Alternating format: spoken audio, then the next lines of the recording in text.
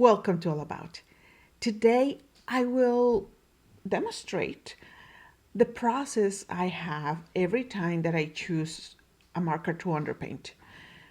My choice is what I think about, and I'm gonna be describing all this what I'm doing it instead of a voiceover. I just thought that it will be a better idea so you can actually hear what's going on in my mind. As you can tell, I can tell you everything that's going on in my mind. So I hope it's not very confusing. I do use this little tool, which is the CMY mixing wheel. Um, I'm not very good at remembering the complement of each color, so I use it all the time. You'll see me using it. I'm Elena with ViolettaInk.com, and we sell Copic markers, nibs, refills, Prismacolor pencils, and sharpeners. Okay, so today we're going to be swatching BG96, and this is just a piece of paper that I use, and of course this is the one that I did not mark. I marked this once with a little bit of green on the side so you could see it. If not, it just gets blurry here. So anyway, so this is BG96. That's the color. So now I need to choose my underpainting color. I go to my handy dandy, and of course I hit my camera with this. Okay, we're gonna go to my handy dandy CMY primary mixing wheel. This is the one we use for watercolor and Copics. This is CMY, which is cyan, magenta, and yellow. It's not the one that is the red, yellow, and blue. That's different one. So this is the one I use. So we have a green, right? This is the green. And now the key color is going to be, let's see, green. Right here, you see it? Key color. I have them on all sizes. I have this one, which is my biggest one. And then I have a little bitty one. Maybe that's the one I'll use from now on. But this is the green one. And then I'm gonna go with the magenta, which is the complementary color. That's the color that is going to create mud. And you can see like right here, like this color is still magenta. This one is still green, but it's muddy. And that's what we're looking for. So according to this, I am going to need a magenta color. So I'm gonna go with the RV colors. I'm going to try, since this is a BG96, let's see. This is RV06. Super bright. Now, let's go on top of it. It's not being covered. You still can see the pink. This pink is very saturated. Now, do we want to go a few more times? We could, but if we do BG96 a couple of times, then it's gonna become BG99, and that's not what we are working on today. So let's see. So this is too much, too saturated. Let's try BG14. It's a little bit less saturated, but I can still see it. Very noticeable. Less than BG96, but still, I still see it, and that is not what I want, unless that's what you want, but right now, that's not it. Let's try RV21. Let's go the other side. Is that what I want?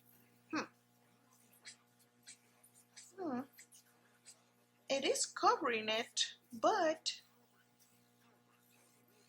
I don't think it's gonna give me a very strong muddiness. This is not saturated enough. Now, I noticed one more thing. My marker is kind of dry. Let's see, hold on. So I'm back, and I want to wait my marker. Let's see. It's 1401, so it should be fine, but I still feel that it's not, like it's not full enough. Okay, let's put a little bit of ink on it. So BG96, let me see, where is my BG96? Right here. Okay, quickly just open it, and this is why my fingers are always dirty. Let's do 1, 2, 3 squeezes. Let's close this because yes, accidents had happened. Close it, and let's give it a little bit. So the ink starts coming out. I still feel it dry. Okay, let's try this one more thing. Let's do it right here. Just a little bit. If it continues to do the same thing, when I fill it up through this side, it could be that the barrel on the marker is already dry. I don't use this marker much, so that's what could be. No, that's not it. Maybe it's just me today. Let me see. This is Express It. This paper is the favorite for beginners because it helps you blend. You don't have to do much. It blends by itself. Yeah, you see how squeaky it is? Oh well. We will examine what's wrong with it later. Now we're gonna continue with our underpainting. So this is BG96. We already tried RV06, RV14, RV21. So let's go with, how about RV04? Let's see. Just there, it looks really bright. So yeah, it's not covering it. So RV04 is a no. Now let's do RV23. Let's see. This one, I don't know. Let's see. Ooh, it does cover it. Well, it's a little bit more here, but I like this one. This one, RV23. And let's get another one. Let's do RV02.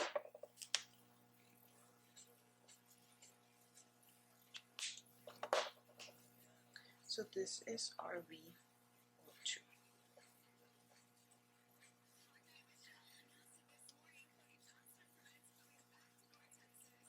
So both are going to give me, both will be good. RV23 is a little bit stronger, and you can see it right here. RV02 completely disappears, but still gives me the underpainting that I want. So RV02 is going to be it. So let's recap. First thing we do, when I go and decide I'm going to try this new color, or this color that I have not swatched for all about. I choose the color. This time we chose BG96. Now BG96 is going to be green, and is going to be my key color on the CMI primary mixing wheel. Very important that you see that is the CMY. If not, it's not going to work very well. So this is the green. Our complement is going to be magenta. So you're gonna go for your pinks, all your pinks. Maybe like a very light violet. It might actually work. But I like the colorful and the, how do you call it? The botanical way that if you use this one, magenta, it will give to the green. Because we can always underpaint with grays. You don't see grays in nature. I mean, at least not alive. So that's why I always try to get one of these when I really cannot find one. Because remember, Copic does not make every single color in the world. So I go for the grays. But if not, then I'll go here. Or if I'm trying to color something that is not alive, like a vase or a chair or a printer, or I'm describing the stuff that I have around here. So that's what I do. That's what I always do. Now, let's try another color that I want you to see. If we say, oh, I want to get a yellow, we're gonna work on a yellow now. And it's going to be, let me choose one.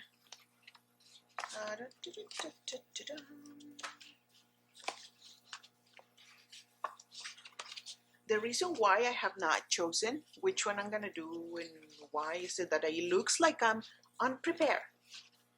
That's not it. I want you to see how I do it. I want you to see how it takes me a little bit to choose, and I have a lot of experience doing this with this series, the All Abouts, and the underpainting that I do for Amy Schulke for the Vanilla Undercover, which if you haven't read it, it's a newsletter that comes out every single week. Wait, it's not a newsletter, it's a graphic where you can see, I'm gonna put it right here, where you can see my underpainting if I use Y02 and then, whatever other colors. What is it that I use to underpaint? That's why we call it undercover, because it's undercover. Anyway, yellow. So if you remember when you were in kindergarten, when you mix yellow and blue, you are gonna get a green. That's not what I want right now. So let's say we're gonna do Y02. Very light and very wimpy. This is a very wimpy color. Like fluorescent kind, but not exactly. So anyway, we're gonna go to our mixing wheel. Yellow is gonna be blue. So we are gonna choose from the B family or the BV family. One of those two. So Y02, we're gonna need a very light color. Let's go with B14. It's pretty light. No, that's not gonna work because when I mix it, yep, you see, it's just gonna give us a green. So B14 is out. Let's try B21. We know we need to stay in the very lights. B21. It is underpainting, but it's still giving us that green. And it's not exactly disappearing, so that's not, we'll keep it there, but that's not, I don't think that's what we're gonna be doing. Next, let's try B52. B52, I always think that it has a lot of gray, so I'm not sure if this will work. Nope, we're making green. That's not what we're looking for, another green. We're making a lot of greens. Let's go for another one that is light, B91. It's like a grayish kind of blue. It is underpainting, but it's still giving me a very light green. Let's do B00.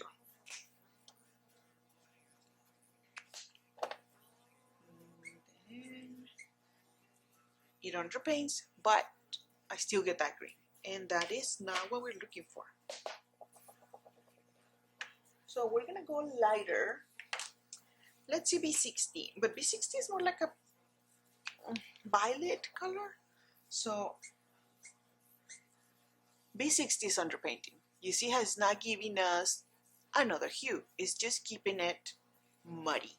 So B60 is one of the contenders. B60. And now let's try others. Let's do a quadruple zero. This is B1, 2, 3, 4. Yes, pale Celestine. We sell this so much. I never used it before. Before we started selling Copics, and then I realized that we had to order this one by. First, I used to order by the dozen, but now we order 90 every time that I order this marker. Okay, this is really light, really light. YO2 on top, and it is underpainting, and is giving me a deeper color. It's a deeper color than B60. I believe. Let's see these two colors. This is B60, and this is B quadruple zero. This one looks a little bit violet, purplish. Okay, lilac. That's better. And this one is blue.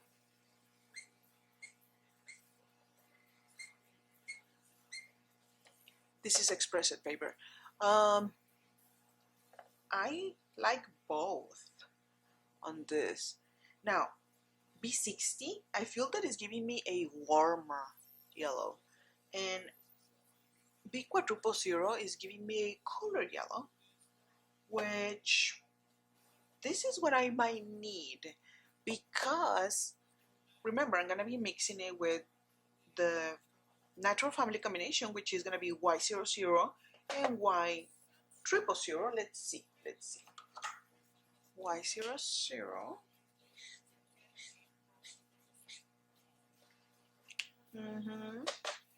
And 000.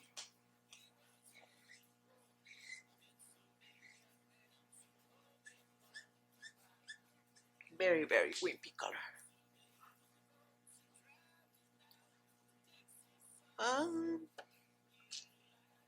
Let's go with this one. This is what I would choose. I would use this pale Celestine B quadruple zero, but B60 is a good one too. It depends on what I'm coloring. If it's something warm, I would use B60. If it's something cool, I would use B quadruple zero. For our all abouts, which is what I'm filming right now, I'm gonna use B quadruple zero. So that's my process. This is what I do every single time that I need to choose an underpainting marker. If you have any questions, just put it in the description box and I will continue swatching, because I have like 12 to swatch today. Thank you. Bye.